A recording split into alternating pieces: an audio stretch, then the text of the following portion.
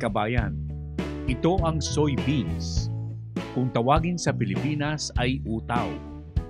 Kapamilya ng mga beans tulad ng munggo, sitaw at iba pa. Pamilya ng mga legumbre o legumes. Mayaman sa protina at sinabing pamalit sa karne ng hayop. May iba't ibang gamit sa lutuin at nagagamit din ang mga labi nito bilang pakain sa mga hayop. Tanyag na produkto sa mga bansang tulad ng Amerika. At sa Pilipinas, ito'y gamit ng mga industriya sa produksyon ng mga pagkain at inumin. Sa ibang bansa, may mga ulat na nagsasabing ito ay hindi nakabubuti sa kalusugan ng tao, subalit pinabulaanan ng maraming dalubhasa. Kung ito ay papalit di umano sa karne at gatas, may mga karagdagang bitamina ang ibibigay sa tao at makatutulong din sa pagbaba ng kolesterol na buhat sa karne ng hayop. Dahilan sa taglay nitong protina, tinawag itong meat of the fields o kaya'y meat without bones, karneng walang buto, kabayan. Kung kaya't ito'y tanyag sa ibang bansa at malawak ang taniman.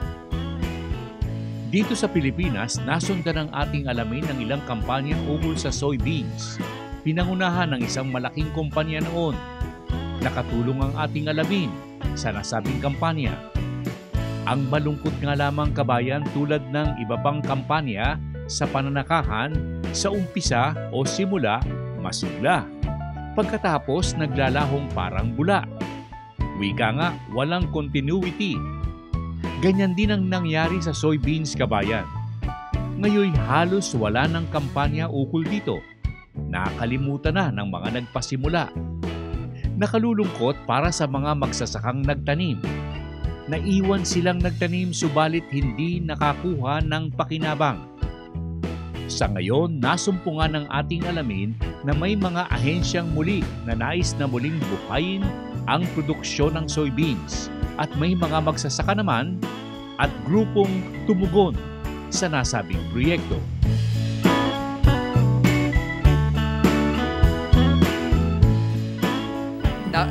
Nag-umpisa po ang proyekto ito ng soybeans dahil po dun sa isang aklat na nabasa namin na ang pangamagat po ay Testimonies for the Church, Council on Foods and Diet, Council on Diet and Foods, na naging dahilan po doon na binasa namin na kinakailangan na kami ay gagawa ng isang produkto o mga pagkain na nagbibigay ng buhay at nagpapalusog. Kaya naisip namin sa pag-research, ang isa sa pinakapangunahing pagkukunan ng ganitong uri po ng mga kaalaman sa mga halaman at makatulong sa panggamot ay ang legumes, na isa dito ay ang soybeans. Kaya nung maayos po yon, niresearch po namin ang soybeans at napatunayan po namin ayon sa research ay malakas ang soybeans na makatutulong at makatutulong ito sa lahat ng uri po ng karamdaman. Takot ako sa soybeans kasi ang paniniwala ko sa soybeans, lalo na kapag medyo nag-iedad-edad ka na, tutubuan ka ng arthritis. Yan po ay isang myth lang po yan. Pero kung pag-aaralan po natin ang facts doon po sa mga research. Teka muna, sabi natin, ang sasabihin mo, it's a fact, Ang pagkakaalam ko, it's a myth, di ba?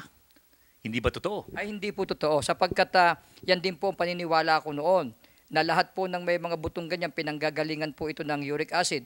Pero atin pong tandaan sa pamamagitan po ng research, at yan po yung napatunayan na ngayon, na ang soybeans talaga ay isang pagkain na pag kinain mo ay hindi po nagpo-produce ng uric acid, kundi ito ay nagbibigay po ito ng isang uri ng acid, hindi nga lang uric, kundi amino acid na kailangan po ng ating katawan. Importante sa atin. Importante po yan. Pero yung sinasabi nila na uric acid, nagpapasakit ng kasukasuan natin, hindi totoo. Ay, hindi po totoo kasi tingnan po natin atin pong balikan muna yung isang lugar doon po sa China, pagdating Oriental Chinese. Mula po sa pagkabata hanggang sa kanilang pagtanda, wala po akong natatandaan na sila po ay nagkaroon ng arthritis. Ang pagkain po nila ay panay soybean base.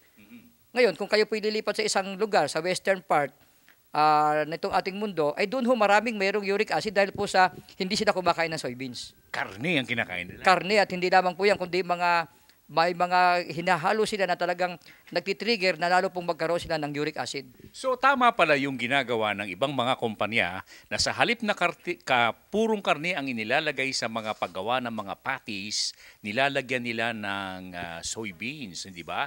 Yung texturized vegetable protein. Ang tawag po doon ay TVP. TVP. Tama ba yan?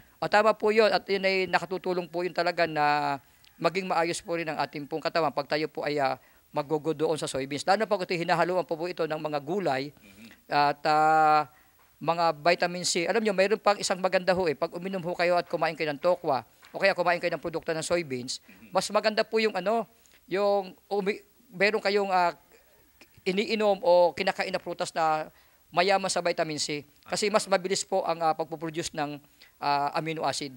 Na napaprocess niya sa katawan ng tao? Yes, napaprocess po niya. Kaya ako po naniniwala na dahil po sa produktong ito na natuklasan namin, ginagawa po namin pansit, pagkain po namin, ay nawala po yung problema ko sa kulon. Kaya doon po ako gumaling. Kaya natutuwa po ako sapagkat ito yung ma-process namin, nagpapatunay na pagka kayo'y kumakain ng ganitong produkto na kung tawagan din kaya amin din ngayon vegetarianism para mas makatulong tayo na maging malusog po tayo.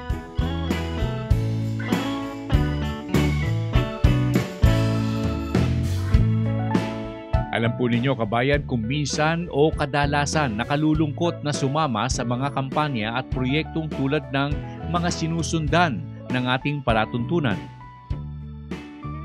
Nakalulungkot kasi kabayan kadalasan kapag marami na ang gustong pumasok sa nasabing proyekto, biglang nawawala ang mga nagpasimula, ningas kugon. Masigla sa umpisa. Pagkatapos, sabi nga natin naglalahong parang bula. At kadalasan walang suporta para sa mga lumalahok. Nasabi nga ng ilang nakaugnay ng ating alamin kapag nakaisip ng mga programa para sa pananakahan at pangisdaan, kailangang isabatas upang maging permanente ang mga ito. Tuloy-tuloy para makinabang ang buong sambayanan. Soybeans kabayan, mula sa palatuntunan, ating alamin.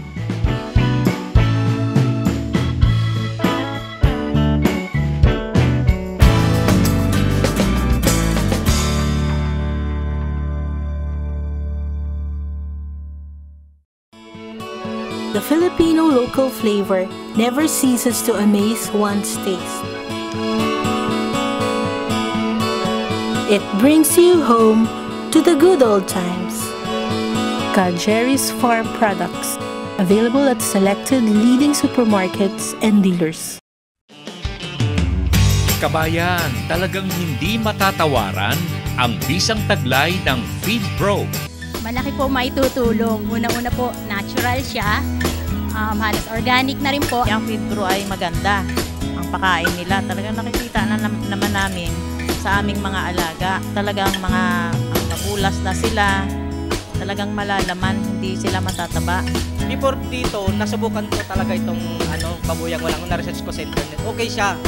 Hanak nga, hindi ako nagpaligo ng baboy buhat nung from Habik hanggang sa ibenta ko. Hindi ako nagpaligo kasi wala akong time. Dahilan kung bakit lalong dumarami ang gumagamit ng Feed Pro. Sa Feed Pro kabayan, makatitiyak kayong lalaking malusog ang inyong mga alaga.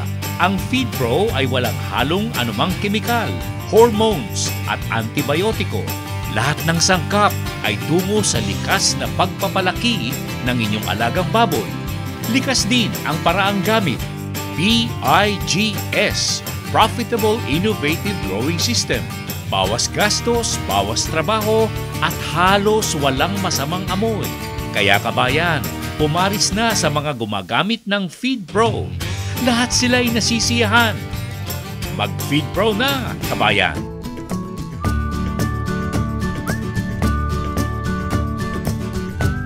Mamaya kabayan, muli po tayong tatalakay ng mga paksang makatutulong sa industriya ng paghahayupan sa Pilipinas. Siyempre po, nangunguna ang ukol sa produksyon ng karne. Sa ating dagdag kaalaman pagkalipas lamang ng ilang sandali.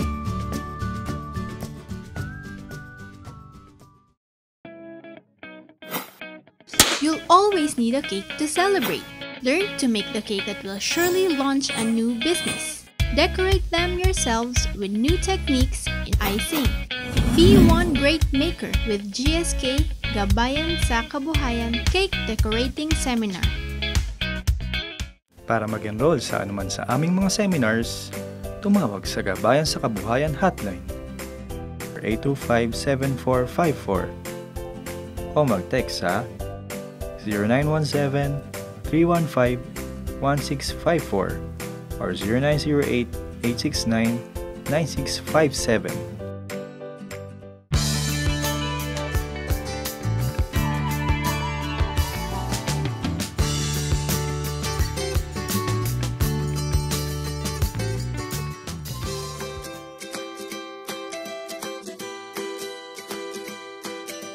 Sa ngayon, kabayan, napapabalita na naman na maaaring kapusin sa karne ang Pilipinas dahilan sa pagbabawal na iniulat na gagawin ng pamahalaan ukol sa mga karneng nagbubuhat sa ibang bansa na sinabing nagtataglay ng mga problemang tulad ng salmonella na hindi nakabubuti sa kalusugan ng mga tao.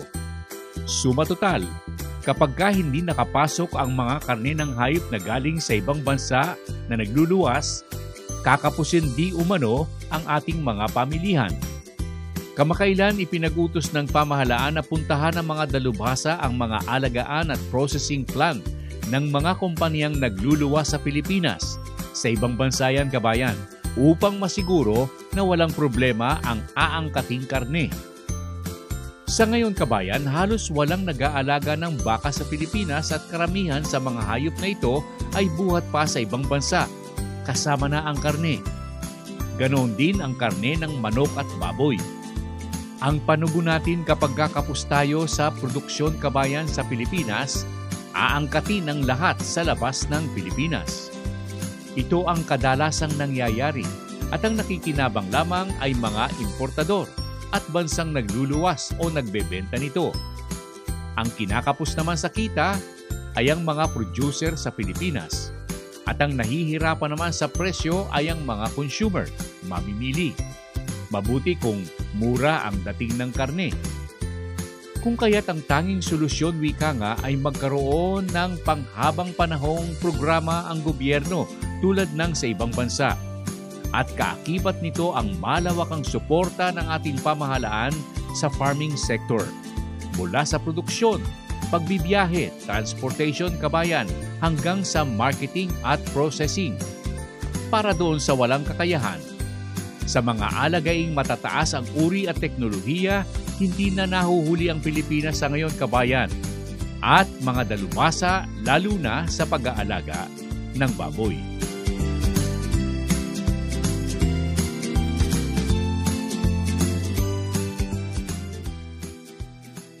Meron tayong mga tanong na tinatanggap at saka na ipapadala namin sa kay Christine, yung mga kahilingan ng mga hog racer dito. Ang sabi nila, siyempre limitado ang resources ng marami. Lalo na siguro yung mga backyard racer at semi-commercial. Sa mga barako, masyado pa rin medyo mahal ang kanilang nakukuhang mga barako. Wala bang pwedeng pagbabago sa hinaharap? Para makatipid ka, mag-artificial insemination ka, which is mas mura lumalabas yon. Pero syempre, pag negosyo ka, kung ano yung kailangan ng negosyo mo, dapat ibigay mo kung ano yung nararapat eh. Kasi kung titipirin mo, hindi maganda ang returns mo. Pero kung bibigay mo yung sapat na para sa kanila, bumabalik naman yon. Ang may papayo mo, bigyan mo kami ng payo para doon sa mga nakikinig sa atin. Kunyari, dumating, kagaya ng sa ating alamin, dumating ang mga inahin natin. Ano ang pinakadapat na alalahanin at saka susundin ng isang racer? Well, yung pagbagong dating yung inahin sa farm mo, syempre yung quarantine period. Huwag mo isasama diretso doon sa main herd mo. Dapat isolated, naka-quarantine siya for at least a month. Tapos pinapahinga mo siya, binibigyan mo siya yung bakunang kailangan na bigay mo sa kanya. Tapos yung acclimatization talaga ang importante. What are some of the vaccination materials ay bibigay? Basically yung mga parvo tsaka yung PRRS. Hindi ako masyado well-versed doon sa health kasi yung doktor ko bahala doon eh. Oh. Okay, sa pagkaganyan ng binadala sa atin, ano ang pagka sila ay ready for breeding, ano ginagawa ninyo? Sa amin? Para maging successful ang isang inahin. Well, pag ready for breeding, we make it a point na well-conditioned yung inahin sa pagkain. Plus yung barako, maganda yung simili ibibigay namin. Yan. Sa mga barako naman, ano ang ipinapayo mo sa mga kumukuha ng barako sa dyan and dyan? Tamang housing ang importante. Yung importante yung sahig mo. Kasi napansin namin, yung sa Jan Farm, we make it a point na makinis yung sahig namin, hindi madulas. Pero minsan, pag dumadating sa ibang farm, minsan yung flooring baku-baku na, lumalabas na yung graba. Siyempre, kung yung baboy ko nasanay sa tamang surface, tapos dadalhin mo doon, sasakit ang paa nun. Chances are, baka hindi mo papakinabakan pagka ganun. At saka naman, dapat naman inherent sa bumibili ng barako na mahal, na alagaan niya ng husto, i-provide niya kung ano yung kailangan ng baboy.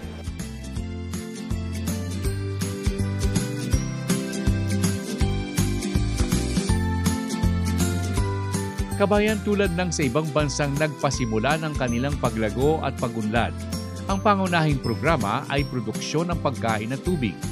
Kasama na ang raw materials para sa produksyon. Kung kapos sa pagkain, marami ang magugutom, lalo na ang mga mahihirap.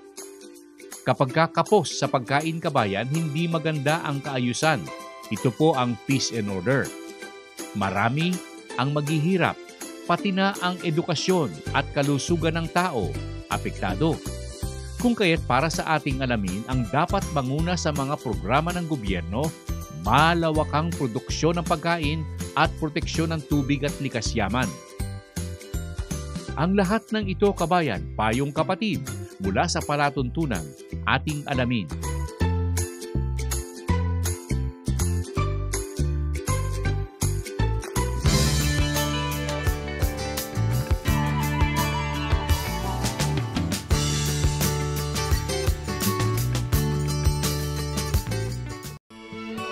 The Filipino local flavor never ceases to amaze one's taste. It brings you home to the good old times. Jerry's Farm Products, available at selected leading supermarkets and dealers. Kabayan, talagang hindi matatawaran ang bisang taglay ng Feed Pro. Malaki po maitutulong. Una-una po, natural siya. Halos organic na rin po. Ang Feed Pro ay maganda. Ang pakain nila, talagang nakikita na naman namin sa aming mga alaga. Talagang mga mabulas na sila. Talagang malalaman, hindi sila matataba. Before dito, nasubukan ko talaga itong babuyang walang na-research ko sa internet. Okay siya. Hanak nga, hindi ako nagpaligo ng baboy buhat nung from habik hanggang sa ibenta ko. Hindi ako nagpaligo kasi wala akong time. Dahilan kung bakit lalong dumarami ang gumagamit ng Feed Pro. Sa Feed Pro, kabayan, makatitiyak kayong lalaking malusog ang inyong mga alaga. Ang Feed Pro ay walang halong anumang kemikal, hormones at antibiotiko. Lahat ng sangkap ay tungo sa likas na pagpapalaki ng inyong alagang baboy. Likas din ang paraang gamit. PIGS, Profitable Innovative Growing System. Bawas gastos, bawas trabaho, at halos walang masamang amoy. Kaya kabayan, pumaris na sa mga gumagamit ng Feed Pro. Lahat sila'y nasisiyahan. Mag-Feed Pro na, kabayan!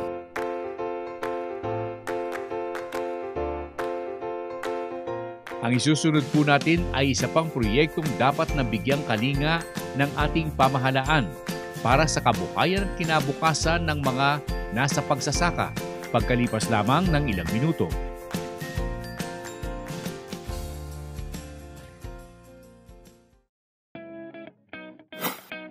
You'll always need a cake to celebrate. Learn to make the cake that will surely launch a new business. Decorate them yourselves with new techniques in icing. Be one great maker with GSK Gabayan sa Kabuhayan Cake Decorating Seminar. Para mag-enroll sa anuman sa aming mga seminars, tumawag sa Gabayan sa Kabuhayan Hotline 825-7454 o mag-text sa 0917-315-1654 or 0908-869-9657.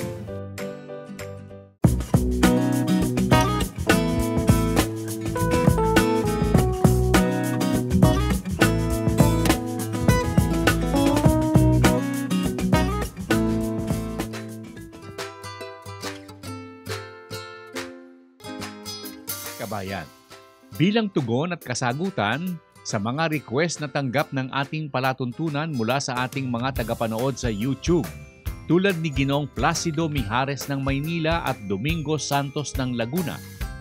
Ano raw ang mga kaganapan sa produksyon ng mga produktong tulad ng kape at kakao? Alam po ninyo, matagal nang sinusubaybayan ng ating alamin ang ukol sa kape at kakao. Una po, noong mga naunang dekada ng ating alamin sa telebisyon, nagkaroon ng malawakang kampanya ukol sa produksyon ng kape. Sapagkat dito sa Pilipinas, halos nagsimula ang kape sa parting ito ng Asya, kasama ang Indonesia. Pagkatapos po, nagkaroon ng problema sa produksyon. At nagkaroon na nga ng revival sa nasabing produkto na pinasimula ng isang kumpanyang pribado. Ang pinatanim ay ang Robusta at kasama ang ating alamin. Naging tanyag, subalit malaunan nawala ang kampanya ng nasabing kumpanya at nawala na rin ang ukol sa kape. Ganyan din ang nangyari sa Kakao Kabayan. Nakasali na naman ang ating alamin sa kampanya, subalit noon ay hindi nagkaroon ng mga kumpanyang lumahok. Kaya't ang mga nagawa ng mga dalubhasa ay hindi nagbunga ng maganda. Sa ngayon, naimbitahang muli ang ating alamin na tulungan ang ukol sa produksyon ng kakao. Kung kaya't ating pinag-ukulan ito ng panahon at pansin. May mga grupo ng mga magsasakang nagpaparami na ng pananim ng kakao. Subalit, tulad ng dati, walang programa ukol dito. Marami na rin ang pumasok sa produksyon na sinili po ng ating alamin kamakailan.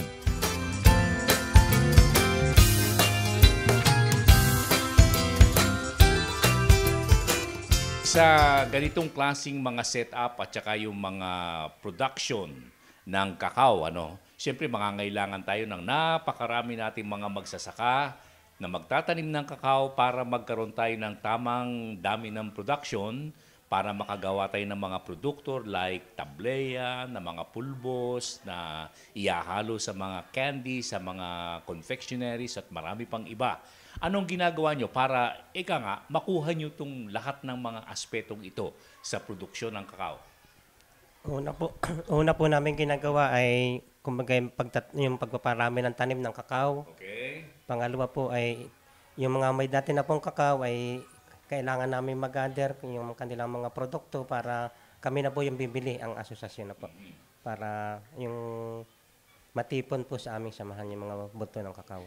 Pero yung inyong association, concentrated lamang ba sa Lopez o sa buong Quezon? Sa ngayon po ay dito pa lang sa Lopez, pero yung pananaw po namin ay kami yung maging capital ng kakao sa buong Region 4. Ganon. Yun pa lang po. Bakit po? Bakit kayo magiging kapital? Kumbaga, ang pangarap po namin ay dito maitayo sa aming bayan yung mga processing na kailangan sa paggagawa ng kung ano-anong produkto para sa galing sa kakao. Okay. Sa ngayon, mga ilang miyembro po meron ng Kakao Association? Sa ngayon po ay halos nasa 45 pa lang po. 45 pa lang?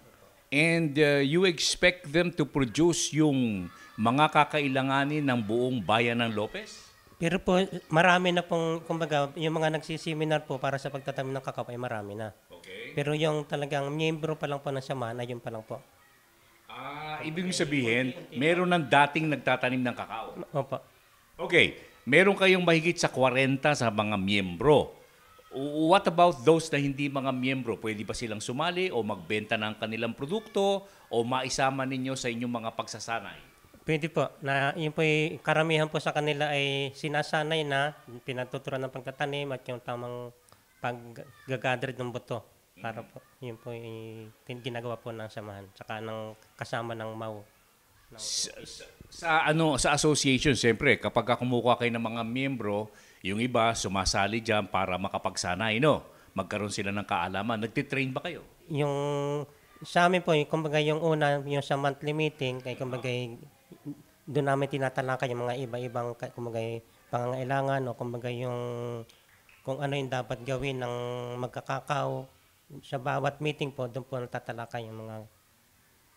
Ibig sabihin, lahat ng aspeto ng pagtatanim sa produksyon ng kakao, ibinibigay nyo? Doon po yung sa training na ginagawa na katulong ng munisipyo ng Mau.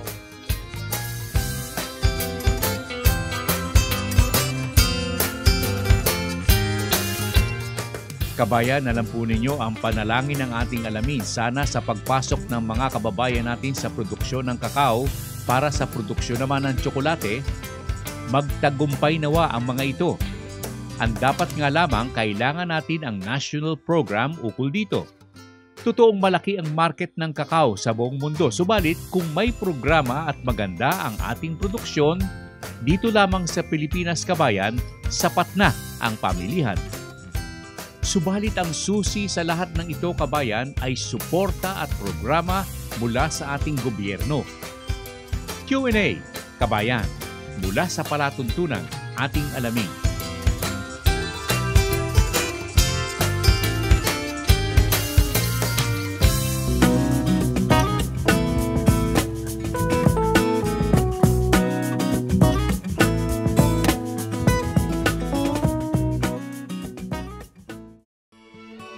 The Filipino local flavor never ceases to amaze one's taste. It brings you home to the good old times. Jerry's Farm Products, available at selected leading supermarkets and dealers. Kabayan, talagang hindi matatawaran ang bisang taglay ng Feed Pro. Malaki po maitutulong. Unang-una po, natural siya. Halos organic na rin po. Yung Feed Pro ay maganda. Ang pakain nila, talagang nakikita na naman namin sa aming mga alaga. Talagang mga mabulas na sila. Talagang malalaman, hindi sila matataba. Before dito, nasubukan ko talaga itong babuyang walang na-research ko sa internet. Okay siya. Hanak nga, hindi ako nagpaligo ng baboy buhat nung from Habik hanggang sa ibenta ko. Hindi ako nagpaligo kasi wala akong time. Dahilan kung bakit lalong dumarami ang gumagamit ng Feed Pro. Sa Feed Pro, kabayan, makatitiyak kayong lalaking malusog ang inyong mga alaga. Ang Feed Pro ay walang halong anumang kemikal, hormones at antibiotiko. Lahat ng sangkap ay tungo sa likas na pagpapalaki ng inyong alagang baboy. Likas din ang paraang gamit. PIGS, Profitable Innovative Growing System. Bawas gastos, bawas trabaho, at halos walang masamang amoy. Kaya kabayan, pumaris na sa mga gumagamit ng Feed Pro. Lahat sila ay nasisiyahan. Mag-Feed Pro na, kabayan! Ang kasunod, kabayan, demonstration sa livelihood seminar mula sa Gabayan sa Kabuhayan ng ating palatuntunan pagkalipas lamang ng ilang minuto.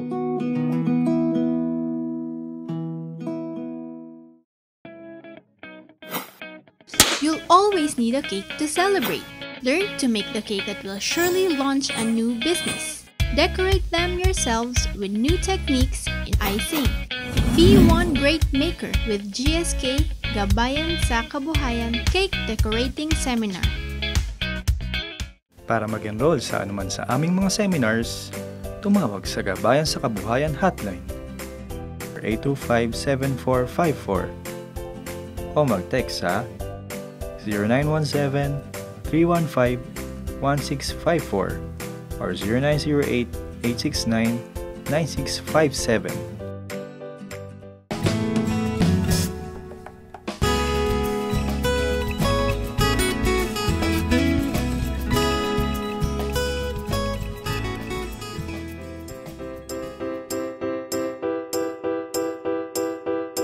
Kabayan, para doon sa mga nagtatanong kung ano ang layunin ng Sulong Kabayan. Ito po ay pagsilip sa mga seminar na ginagawa ng ating alamin sa GSK. nagpapakita ng paraan sa isang proyekto na libreng puntahan po ng ating mga kababayan. Libre po ito, kabayan, para magkaroon ng ideya kung ano ang mga livelihood seminar na inyong pipiliin. Yan po ang Sulong Kabayan. Bukod sa rito ay nagpapakitang gawa po tayo sa ating pagtatanghal sa YouTube tulad ng ating ipakikita sa araw na ito.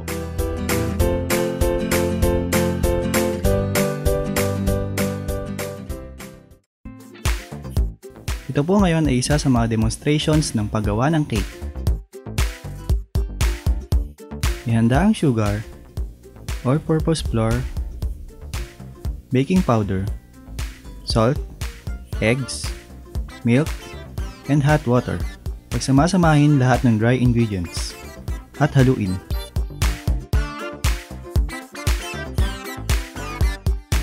Pagkatapos haluin, ilagay ang hot water.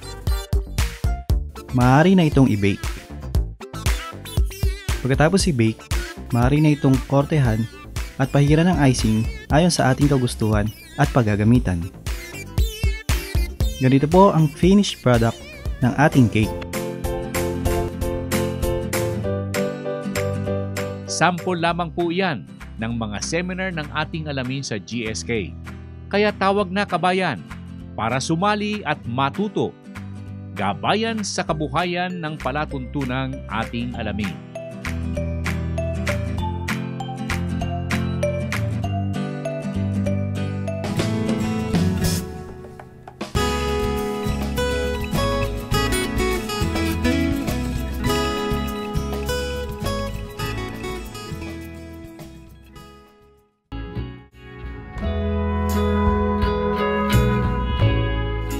Mamaya po sa ating extension service, pulong-pulong pangkabuhayan sa bayan ng San Nicolas.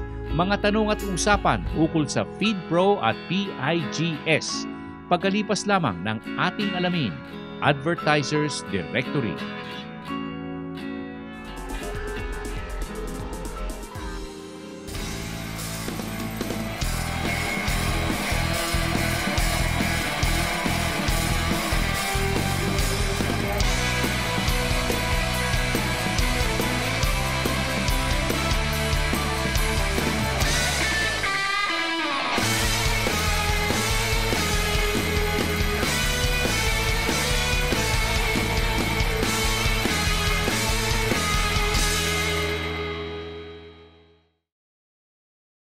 Fast times need fast solutions. That's where Infotex comes in. Announcements in schools and universities. I get to know kung may pasok o wala. For fast delivery. Mabilis namin natatrack ang mga packages. Via text for nationwide safety and security. Mabilis namin nakuha ang command mula sa central base. Infotex cares for your health. We get outbreak information and vaccines via text. Everything in a click. Caring solutions by Infotext.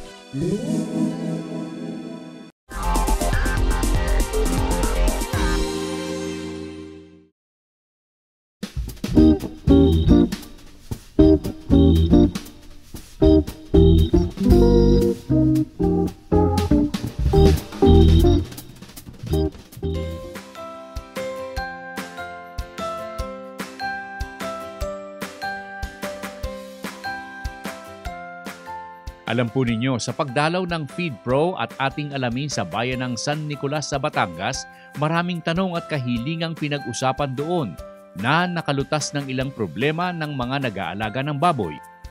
At ilan sa mga ito ang maaaring makatulong naman sa mga nag-aalaga ng baboy na nanonood ng ating palatuntunan sa YouTube. Panoorin po ninyo, kabayan.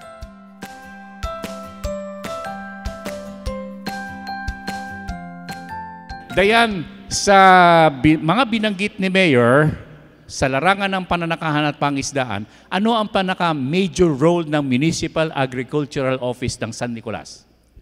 Ang tanggapan po ng Pambayang Agrikultor ay tumutulong po, syempre kasama na rin po ng aming butihing mayor, na palaganapin po yung mga tamang kaalaman. Kagaya po nito, nagbibigay po tayo ng seminar, syempre nakikipag-ano rin po kami sa mga pribadong kumpanya, nakagaya po ng FeedPro, para mabigyan po ng kaalaman through seminars, ito pong mga kababayan namin sa pag-aalaga po ng hayop at pati na rin po sa pag-aalaga ng halaman. And isa pa po sa proyektong patuloy na ginagawa po ng aming tanggapan ay yung tinatawag po namin na animal dispersal. So aside po dun sa binanggit ni Mayor na yung sa pangingisda po, ang bayan po ng San Nicolas, ang atin pong tanggapan ay nagbibigay po ng livelihood sa ating mga kababayan. So sa pamamagitan po ng aming animal dispersal kung saan nagkakaroon po ng, meron po kaming baboy, meron din po mga baka, na nagkakaroon po yung mga kababayan po namin ng alternative income po. Aside from sa pangingisda nga po at sa kanilang mga pagsasaka. So ayun po. Ilan ang kanilang mga alaga ordinarily sa kanilang kulungan? Hindi naman po ganun kalakihan yung mga... Kaya nga, mga backyard nila. Meron po sila mga, kunyari, mga 2 inahin, 8... inahin, Opo. Usual po dito, may mga 2 inahin, o kaya mga may 8 hanggang 10 palakihing baboy. Yes po. At dyan nakakatulong din kayo sa technology transfer. Yes po, yes. May binanggit ka, dispersal program. Dispersal. Ano yung dispersal na yan?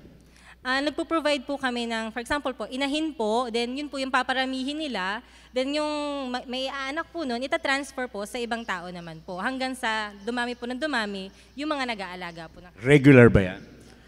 Siyempre po, kapag ipapaanak sila. Hindi, ibig sabihin, taon-taon meron yan. Yes. Mga ilang mga gagawing inahin ang naipamamahagi ninyo sa buong bayan ng San Nicolas? Kasi nagsisimula po kami dun sa, kunyari po, may fund po kami na for animal dispersal. Kung sa ano po, sa baka po, nito po recently nagkaroon po kami ng halos galing po sa BUB na mga around 50 po na baka na pinaano po namin. Baboy? Kung sa baboy po, kasi umaasa po kami dun sa mga nabigyan na namin noong mga nakaraang taon na makapagpaanak po sila at yun din po ibabahagi namin sa iba naming kababayan po dito.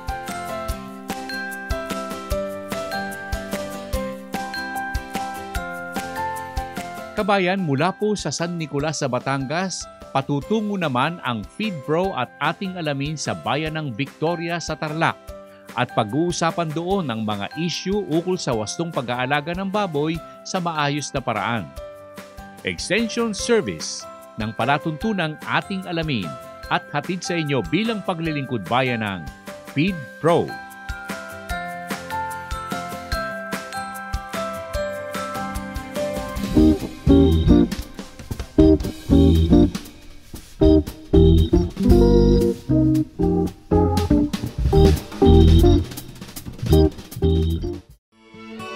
The Filipino local flavor never ceases to amaze one's taste. It brings you home to the good old times. Jerry's Farm Products, available at selected leading supermarkets and dealers. Kabayan, talagang hindi matatawaran ang bisang taglay ng FeedPro. Malaki po maitutulong. Una-una po, natural siya. Halos organic na rin po. Yung FeedPro ay maganda. Ang pakain nila, talagang nakikita na naman namin sa aming mga alaga. Talagang mga mabulas na sila. Talagang malalaman, hindi sila matataba. Before dito, nasubukan ko talaga itong babuyang walang na-research ko sa internet. Okay siya. Hanak nga, hindi ako nagpaligo ng baboy buhat nung from Habik hanggang sa ibenta ko. Hindi ako nagpaligo kasi wala akong time. Dahilan kung bakit lalong dumarami ang gumagamit ng FeedPro. Sa FeedPro, kabayan, makatitiyak kayong lalaking malusog ang inyong mga alaga. Ang FeedPro ay walang halong anumang kemikal, hormones at antibiotiko. Lahat ng sangkap ay tungo sa likas na pagpapalaki ng inyong alagang baboy. Likas din ang paraang gamit. PIGS, Profitable Innovative Growing System. Bawas gastos, bawas trabaho, at halos walang masamang amoy. Kaya kabayan, pumaris na sa mga gumagamit ng FeedPro. Lahat sila ay nasisiyahan. Mag-FeedPro na, kabayan! Mamaya kabayan, sa huling bahagi ng ating alamin, isa pang produkto ang nais na muling balikan ng ilang namumuhunan sa larangan ng paghahalaman sa Pilipinas. Ang produktong kamoting kahoy.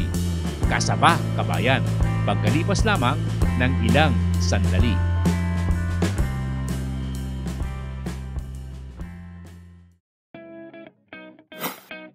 You'll always need a cake to celebrate.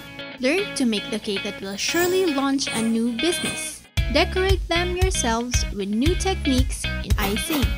Be one great maker with GSK Gabayan sa Kabuhayan Cake Decorating Seminar. Para mag-enroll sa anuman sa aming mga seminars, tumawag sa Gabayan sa Kabuhayan Hotline 825-7454 o mag-text sa 0917-315-1654 or 0908-869-9657.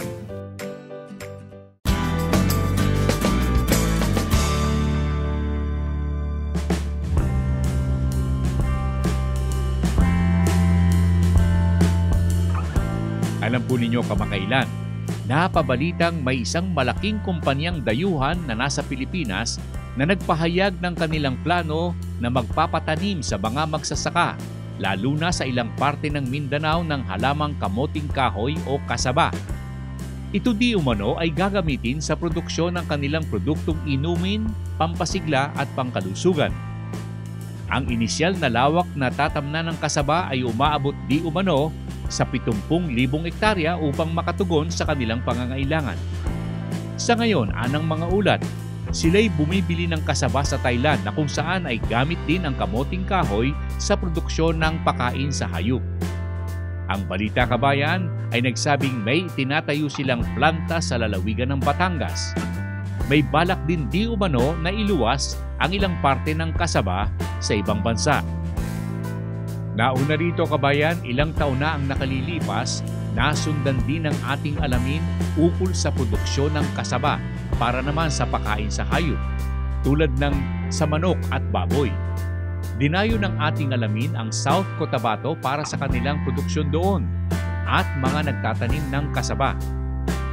Marami sa Luzon ang nagnais na magtanim, subalit nakalipas ang ilang panahon ay parang nawala ang nasabing proyekto na inaasahan ng marami na makatutulong sa ating mga magsasaka.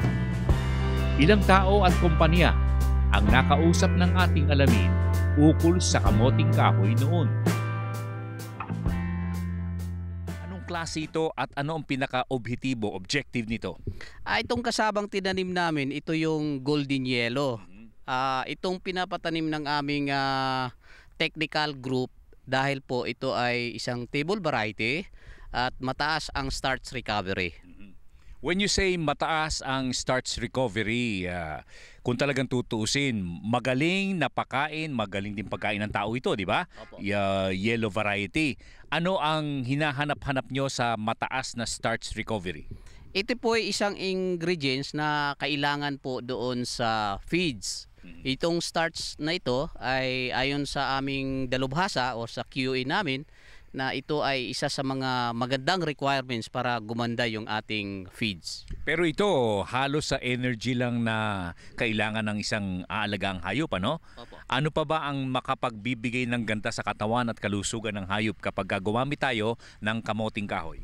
Naayon po sa instruction o sa aming kaalaman na sinasabi ng aming QA or sa aming technical group na ang kasaba ay halos walang aflatoxin na siya namang nakakabuti sa pag-aalaga ng, let's say, preservation ng quality or health ng ating mga manukan at babuyan. Sir, sa tingin ko rito, kala ko damuhan. Kasi pantay na pantay ang nito, ang pagkakatubo. Mga ilang buwan na to at ilang ektarya ang inyong binigyan ng atensyon ngayon? Ito po ay 3 months old.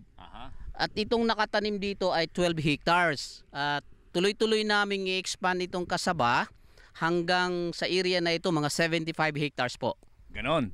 And sa isang ektarya, halimbawa, mga ilang kilo ang makukuha natin? Ang pagkukuha ng kung ilang kilo ang makukuha sa isang hektarya ay meron kaming basihan, 4 na basihan. Ito ay sipag, tiyaga, alaga, at responsableng magsasaka. Pag ito po ang pinaka-major components ay maibigay ng isang assembler at magsasaka. Ilan ang makukuha sa isang hektarya? Sigurado po ako, 30 hanggang 40 toneladas isang hektarya po.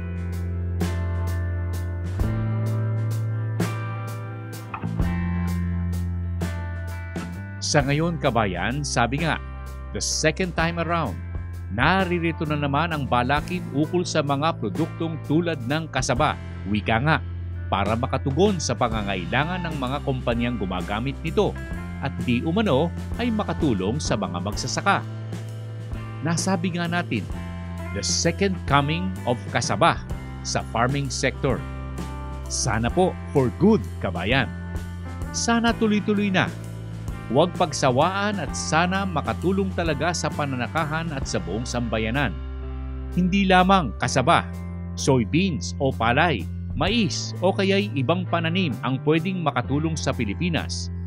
Sa tulong din ng mga kumpanyang may planong makatulong sa ating kabuhayan. Kung hindi ang buong sektor ng pananakahan at pangisdaan. At ang lahat ng iyan, kabayan, ay magkakaroon ng buhay at katuparan kung talagang pag-uukulan ng pansin, kakayahan o resources ng mga kinaukulan sa publiko at pribadong sektor. Ang lahat ng ito, kabayan, mula sa inyong lingkod ka Jerry Geronimo ng Palatuntunan, ating alamin.